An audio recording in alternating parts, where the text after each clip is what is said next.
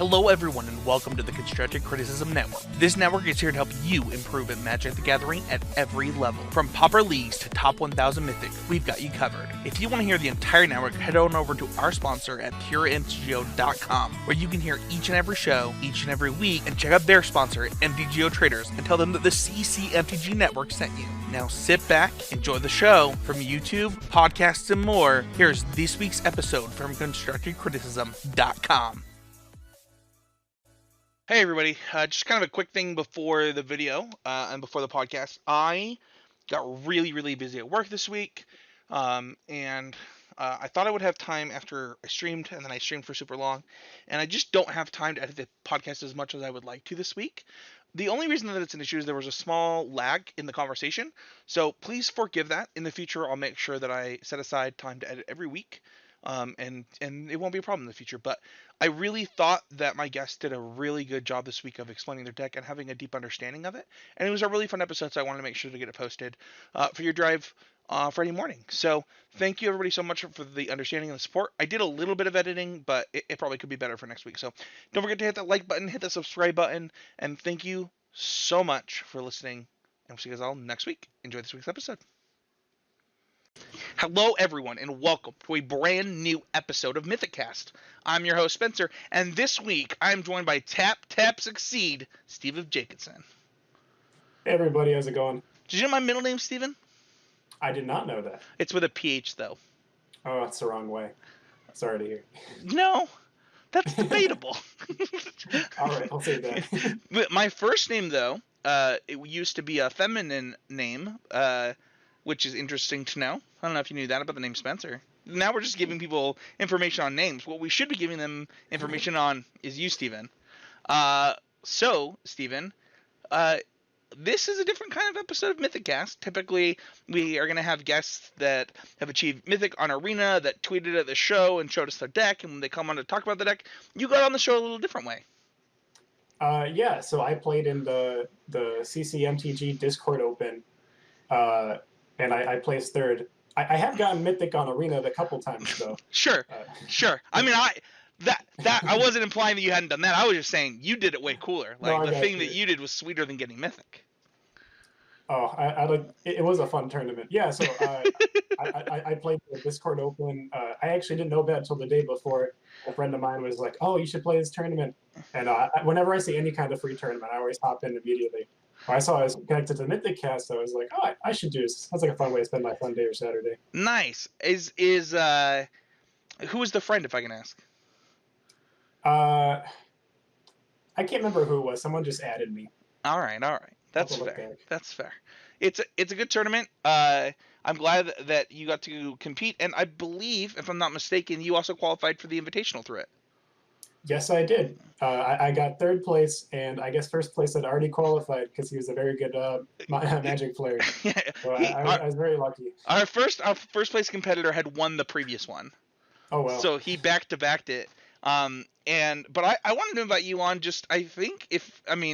This was something that I reached out to some of the competitors that did well. I wanted to bring them on and support the community, right? Like, we all put a lot of ourselves into Magic, and when somebody does well in one of my events, I want to lift them up. I want to show the type of people competing, the atmosphere of these two tournaments has been so great, and I really wanted to support you competitors.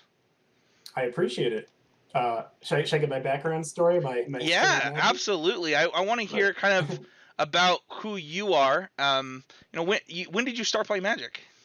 Well, I started when I was 15, which wasn't that long ago. I'm only 21 now. How was your 21st? It was pretty good. Yeah, it was casual. I actually had finals for school on my 21st birthday, so we celebrated over the summer. Fair enough. But as far as Magic goes, it was pretty casual the first 2 years I played. So like my sophomore and junior year of high school. Then around my senior year, I got into competitive Magic. I got into Modern, especially. People knew me as the Ad Naus kid, if anyone ever played in the Hartford, Connecticut area, because I would go to tournaments and play the deck ad nauseum. Nice. Currently, right now, I am playing a lot of Standard, which is one of the reasons I could play in this tournament. I'm playing a Standard tournament for college for college kids called the Collegiate Star League. Oh, So if you nice. guys see me tweeting about that, it's pretty cool. We just made playoffs. We got our first game this weekend. So how does tell Uh, us about that? How does it work? so it's run through a college esports organization where college teams can sign up and compete for actually a pretty large sum of money. I think the prize pool is around 50 grand. And it's sponsored by Twitch and Zaxby's and Awesome. HyperX. Yeah.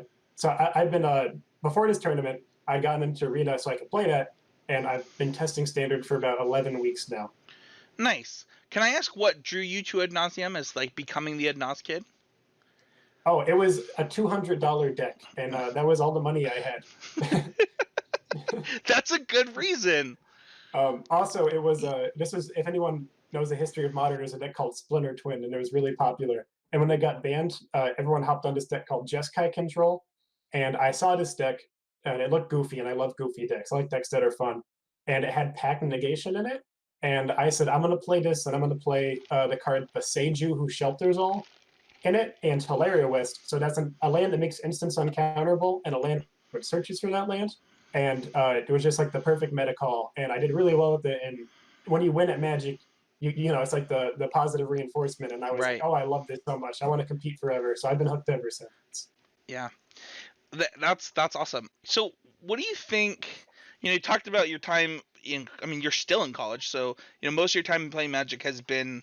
Sounds like in college, right? Like if you started playing Magic, you said around when you were 16. Yeah, so I definitely played it more casually when I was in high school. Okay. But when I got to college, me and my best friend Chris, we go drive to all the PPTQs that would be happening. So we're in Utica, New York. So we'd look and we'd see a PPTQ maybe an hour and a half away. We drive down. It'd always be Modern. We test for it.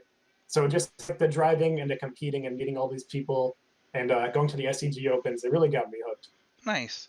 What do you think But I in your definitely enjoy the grind. that I can certainly relate to that one. What do you think is the biggest lesson that you've learned in your time playing Magic so far? Especially when you think about being a student, like, is there something that you've learned in Magic that you're applying to school or anything like that? Oh, 100%. Magic's a very interesting. When I describe Magic to my friends and family, because they ask me like, "Oh, you're spending all this time playing Magic. What's the game like?" I don't describe it as a game where you have dragons or wizards and you have magical fights with cardboard. That sounds boring. How I describe it is I say it's a puzzle that changes constantly, and everyone has a different answer, and there's no way to know if your answer is correct or not until you actually apply it. Nice. So That's a really I gotta say the interesting way to biggest describe lesson the I've game. taken away from that. Yeah, and so I think my biggest takeaway is that there are a lot of solutions to problems, and everyone has a different solution, and no one's 100% correct. So you got to listen to others. You got to communicate. Nice. That is a good lesson to learn. Can I ask, how do you typically apply that in school or in life? Um, that's a really good question. School's kind of interesting for me. I've always tried really hard in school, but I suffer with ADD. So sometimes paying attention and just sitting through the lectures doesn't always teach me a lot. So I've always kind of had to work a little differently than other people. I've had to try different studying techniques, see what works best for me. So I guess Magic's taught me a lot about persevering, and if you don't get the results you want, trying something different. That's awesome. So I want to talk really quickly kind of about standard and about the event. You said you're playing in these events. You've been playing standard for, you said, about 11 weeks going into this. So the CCMTG Open, for those who don't know, we have a Discord for the Constructive Criticism Network where you can go in and you can join. You can interact with the podcasters and the other people, the other listeners of the network. And our Discord is free. And to kind of support the Magic community at large, we decided to work with CCMTG sponsored Oasis Games to run these opens, and we'll be running an invitational. When you obviously heard about the open the day before, but what did you think of standard going into it? Like, what did you think when you woke up that morning about the metagame? I believe this metagame happened just like 1 week after the World Championship. And I remember before the World Championship, I said, okay, I expect to see a lot of blue control. I expect a lot of Team of Reclamation. And I expect a little bit of mono red. And when I saw the actual metagame pop up, I saw this Cavaliers deck pop up, which I had actually gotten a Mythic with in a different meta. And I saw this mono red deck, and I said, okay, well, how do I attack this meta? And honestly, I just decided instead of thinking it over, I just tried a Cavalier deck again because I thought it was a lot of fun. So, Fair enough. but I like Standard a lot, and I think there's a lot of fun decks you can play. And So, I picked Jeskai Fires because I thought it had a pretty good matchup against Mono Red, which I expected to see a lot of. sure. Did you know going into it that it had a bad blue-white matchup? Yes, I knew its blue-white matchup was bad, but I knew it was winnable if I could just get the right hands. I definitely knew that was its weakest matchup, though. Okay. So so I mean, you actually registered Gabe Nassif's deck from Worlds, and before we kind of talk about the deck specifically, I'm interested. Why did you pick his list over some of the other lists? Well, one thing I really liked about Gabe, I'm pulling up his list over here to see my eyes starting around. No, you're okay. Is one thing I liked a lot is that he has no of the Cavalier Gales, so he's not getting punished by casting that Brainstorm into, let's say, a Narset, which I know all the blue-white lists are running into a 4 of. I also like that he had 3 Kenrith, because good against mono red. And then as far as the Omen went, I like a lot of people have in their flex by either 2 Ominacies or some of them are going for like more Shatter Disguise. And I felt like there's a lot of cards that you just need to get as fast as possible, and Omen's a good way of getting those. Yeah, it is interesting to not have the blue Cavalier. Let's actually kind of go into the deck really quick. Let me read the main deck for those listening at home. This deck is 4 Bone Crusher Giant, 3 Brazen Borrower, 4 Sphinx of Foresight, 4 Cavalier of Flame, 3 Kenrith the Return King, 4 Teferi Time Reveler, 4 Deafening Clarion, 2 Omen of the Sea, 4 Fires of Invention, and then the lands is 28 with 2 Castle Vantress, 4 Fabled Passage, 3 Hollowed Fountain, 2 Island, 2 Mountain, 2 Plains, 3 Sacred Foundry, 4 Steam Vents, 2 Temple of Epiphany, and 4 Temple of Triumph. So typically we read this sideboard after, but just for the sake of conversation, I'm just going to read this sideboard up front. We have 1 Giant Killer, 2 Chandra's Pyrohelix, 1 Devout Decree, 1 Disenchant, 1 Dovin's Veto, 4 Robber of the Rich, 1 Scorching Dragonfire, 3 Mystical Dispute, and 1 Elspeth Conquers Death. So how does this deck win? Like, what is the... Like, if somebody hasn't played Fires or is new to the format, or is just new to this version of the deck, you know, rather than having a bunch of flying creatures that you're giving haste with Cavalier, how do you win with this one? Well, for people a little newer to Standard or newer to the format, Cavaliers is a deck that tries to use the card Fire's Invention to cheat out cards. So Fire's Invention reads, it's a 4-mana enchantment. It says you can only cast spells during your turn, and you can't cast more than 2 spells a turn, which is the downside. But the upside is that you cast your spells for free. So the whole entire goal of this deck is to set up a hand where you cast Fire's Invention, and you're able to cast creatures that have activated abilities that cost mana, and benefit from them because you're not tapping out to cast a creature. So getting down to Cavalier Flame, which has an activated ability to give it haste, and all your creatures haste, you get to drop that down, you drop down maybe a Sphinx of Foresight, all of a sudden you're swinging in with maybe 12, 14 damage. So basically the main goal is get fires down, and then the second goal is drop all these big creatures that are hard to cast. Awesome. What do you think the ways that this deck wins are different than maybe some of the stock lists you mentioned, the Blue Cavalier not being in the deck? Like, how does this deck win versus that deck? You know, is it still comboing off, or is there less comboing off? I'd say just about the same. Cavalier Gales is a nice card for just kind of card efficiency, and like he's using the Brainstorm effect and then cards like Castle Fabled Passage or Castle Vantress to get rid of cards you don't need. But I think just having 4 Cavalier Flames and 3 Kenriths in this list, I don't think it's necessarily faster or better than the Gales version, but in this current meta with all the mono red, it's a lot more resilient, and with all the Narsets too. Okay. I guess that's true. I mean, you can also draw a card during their turn with Kenrith if a Narset is in play, correct? Yes. Okay. So, what do you think the most important card in this deck is? Let's say you can't say Fire's Invention. I can't say Fire's Invention? Yeah. All right. I think the most important card is Deafening Clarion, because most of the decks in the format that run creatures, you have to get 2-for-1s or 3-for-1s to make up for the fact that you're taking a few damage in the early turns. So I'd say Deafening Clarion is one of those cards I'm looking for in my opener against most decks. So, do you think that contributes to its blue-white matchup, is the fact that you do want Deafening Clarion in your opener? Well, I guess if you expect the meta with a lot of blue weight, then your other answer would be Teferi, because Sure. Teferi helps you get down that fires a little faster. Obviously, this deck has a lot of moving parts, and some are better against some decks than others. And definitely, game one, you're just trying to do your game plan and get Right. down. But then games 2 and 3, you're trying to find those pieces like Teferi deafening based on what your opponent's playing. What do you so if those are your top two, do you have a third card that you think is pretty important to the overall strategy? Yes, I think Bone Crusher is very underrated in this deck because a lot of people look it over since it's kind of a small creature. But if you look at Bone Crusher, it's a 3-mana 4/3, which trades a Questing Beast or any other creatures in the format. And having the Stomp ability really helps you deal with early threats. Yeah, it was a really interesting innovation when this deck actually adopted Bone Crusher Dragon and Brazen Borrower. That it kind of fixed a lot of the deck's earlier issues. Do you think that I mean, it's almost completely. I mean, I don't even know the last time somebody played the Planeswalker version of this deck. Now that this version has gotten to adopt these cards, is Bone Crusher's ability to, also beat down helpful in this deck? Yeah, actually, I think a lot of people. I see people cut a Bone Crusher into in some matchups like Control, but just having a 4/3 body that you can just attack them with, that's a 5-turn clock, assuming they haven't taken any shocks or anything like that. So just playing out a Bone Crusher and attacking until they had to remove it and playing another one is honestly a good enough game plan, especially decks like Team Erector is trying to make it to the long game. Mm-hmm. That makes a lot of sense. Also, if I had to pick a fourth card, I want to include Sphinx of Foresight.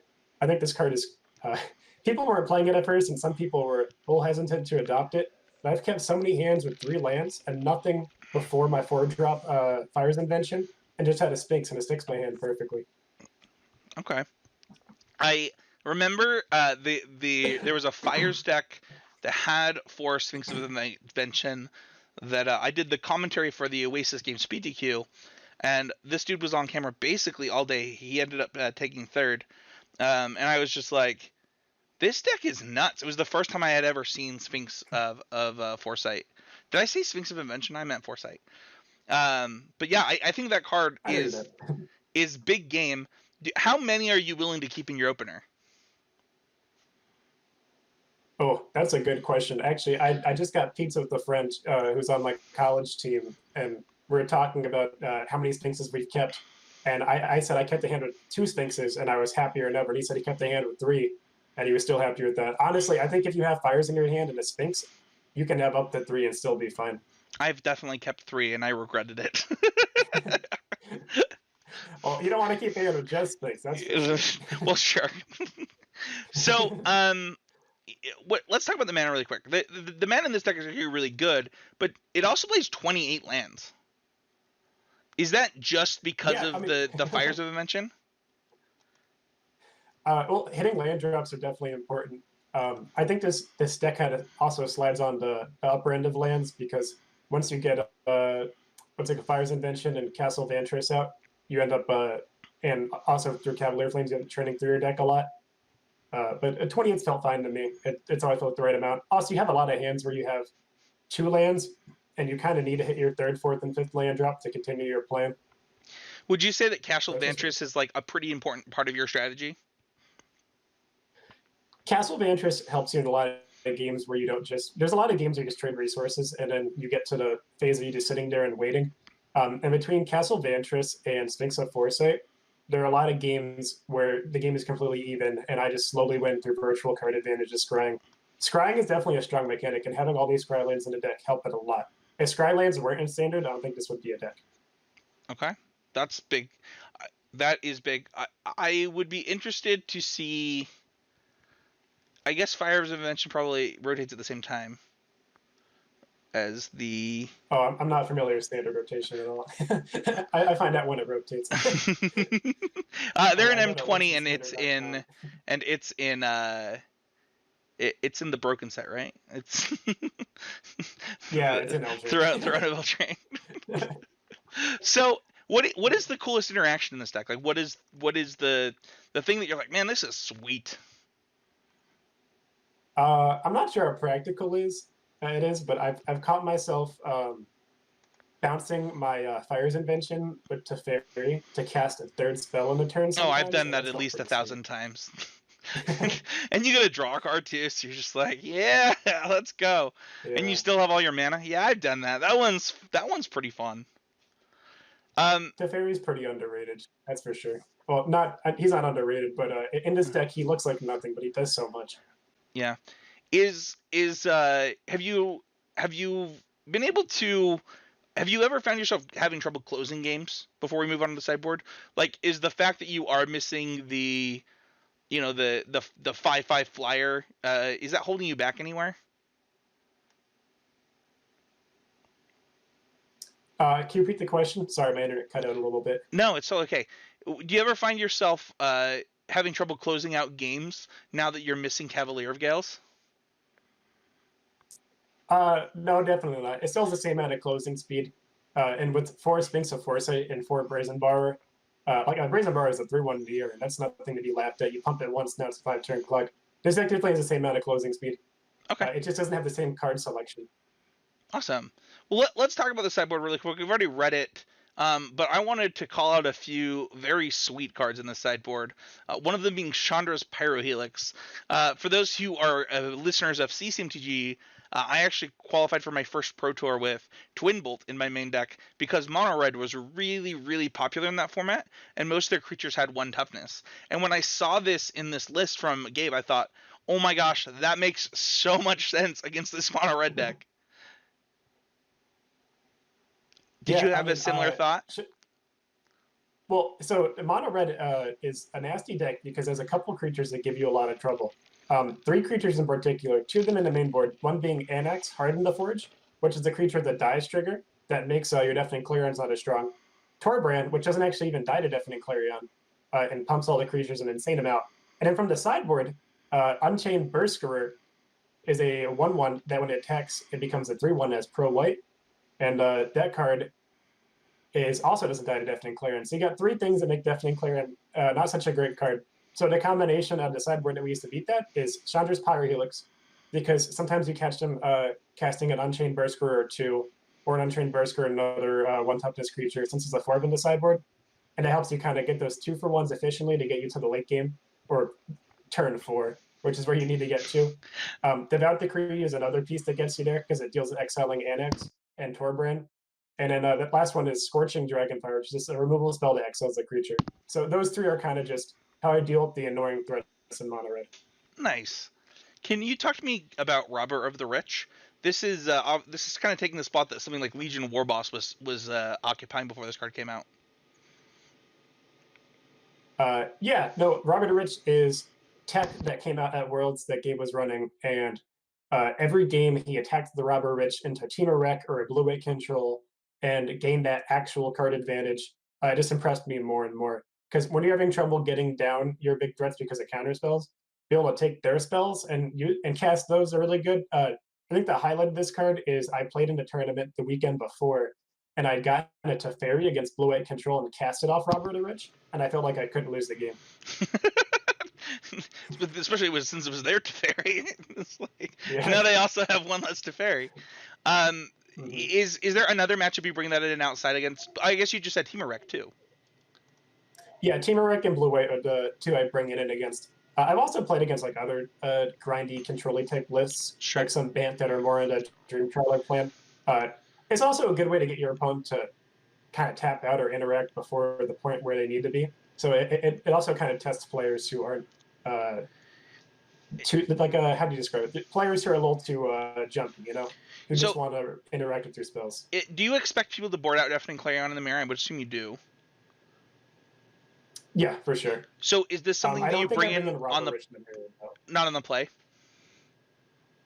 I could see an argument for it, but my main thing in the mirror is just to keep a very steady hand. It's kind of like in Modern where you're playing two combo decks against each other, where you just want to mulligan aggressively until you have something that acts fast. Because your key turns at a turn, you get down your fires, and then the turn after that. With Mystical Dispute in the sideboard, is that something that you're just playing it to help your Fires of Invention resolve? Mystical Chief's a great tool. So against blue-white, it is the card that helps me get Fire's Invention or my Teferi down. And I also find myself bringing in a lot of matchups where I feel like I don't have a lot of tools. Like in the quarterfinals, I played against a ramp player, Simic Ramp. And although you wouldn't imagine a bad mana leak being good against Simic Ramp, sometimes you just don't have cards to bring in because your whole entire game plan is just getting down Fire's Invention, attacking with these huge creatures. So it's getting a bad mana leak in and surprising an opponent can change the whole entire course of the game. Yeah, your opponent was Trey. He was actually the last guest of this podcast. Oh, that's cool. I think I missed it. What is the function outside of helping your spells resolve, other than boarding in matchups where you might have some bad cards? Was that the only one that you said? Yeah, I mean, the whole entire point is to get my spells to resolve. Right. But also a 1-mana counter spell, right. or 3 mana sometimes, can just surprise people out of your board, especially in matchups where they wouldn't expect it to come out. Awesome. Because obviously, I have game plans for all the major decks, but there are a lot of decks like Bant mid-range that I don't really have a game plan for. I just try to do my main thing. So they don't really know how I'm going to sideboard, and Mystical Dispute's one of those cards that can just come in. Awesome. Well, let's kind of talk about the board plans really quick. How do you kind of talked about aggro a lot. Why don't you talk about the cards that you're bringing in against control and why? Against control or aggro? Control. Control. Gotcha. Main pieces of bringing control, I try to keep it light because I don't want to hurt my game plan. The Dovin's Veto, the 4 Robber of the Rich, and the 3 Mystical Disputes. So that's 8 cards coming in, and I always cut my Deafening Clarions first.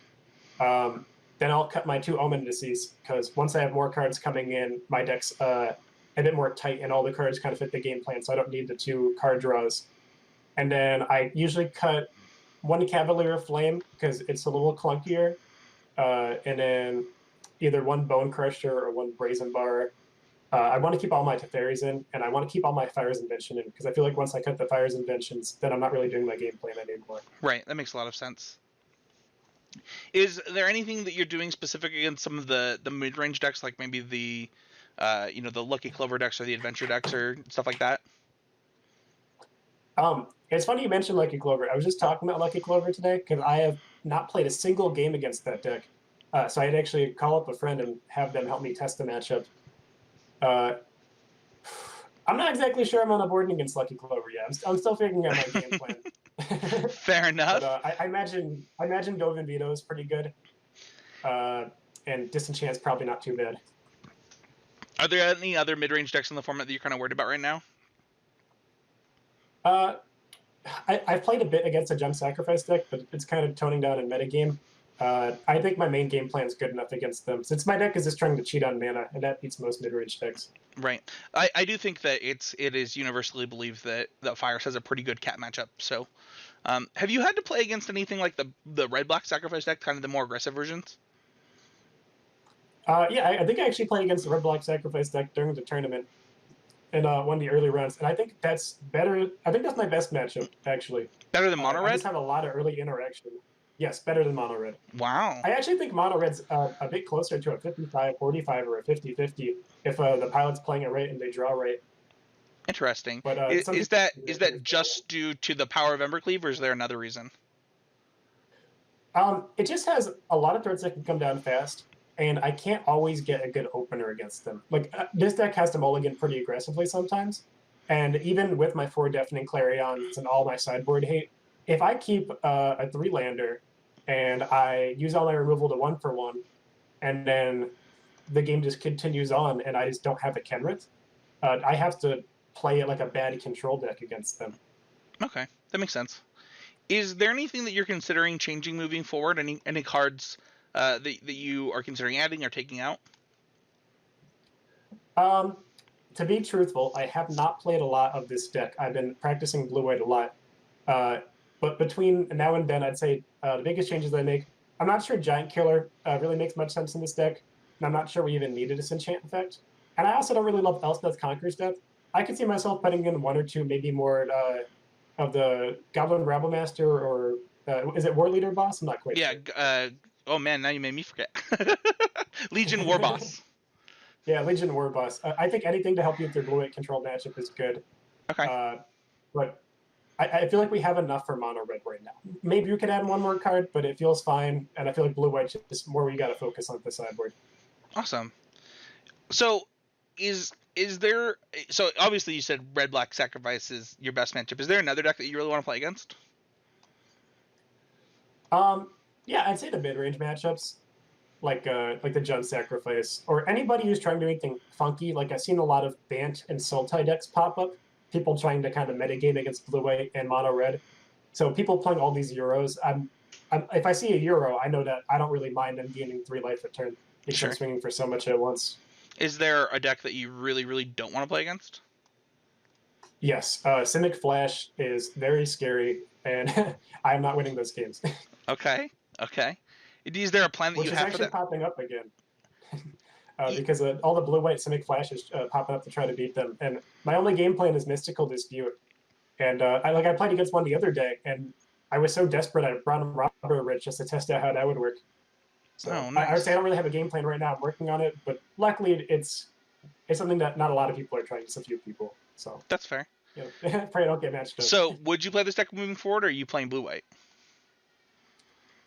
My teammates told me I wasn't allowed to talk about what I'm playing for our next upcoming game. But I will say I think the good decks in the format right now are definitely. I think the Clover deck looks really solid. I think Blue White looks really solid. I think Mono Red looks really solid, and I think this deck is also up there. Awesome. I think that's a good and fair answer, if you're not allowed to say. Well, that's kind of all the only questions I have around your deck.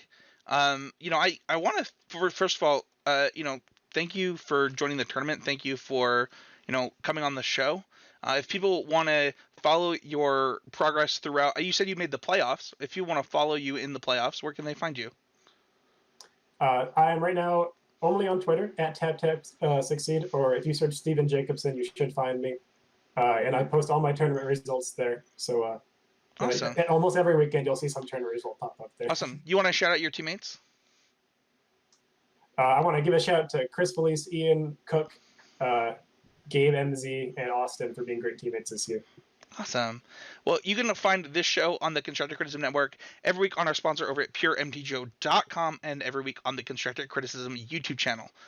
You can find me at Spencer138, and you can click on the link if you want to see Gabe Massif's deck. But honestly, man, I really appreciate you coming on, and I hope to see everybody next week with another awesome episode of MythicCast.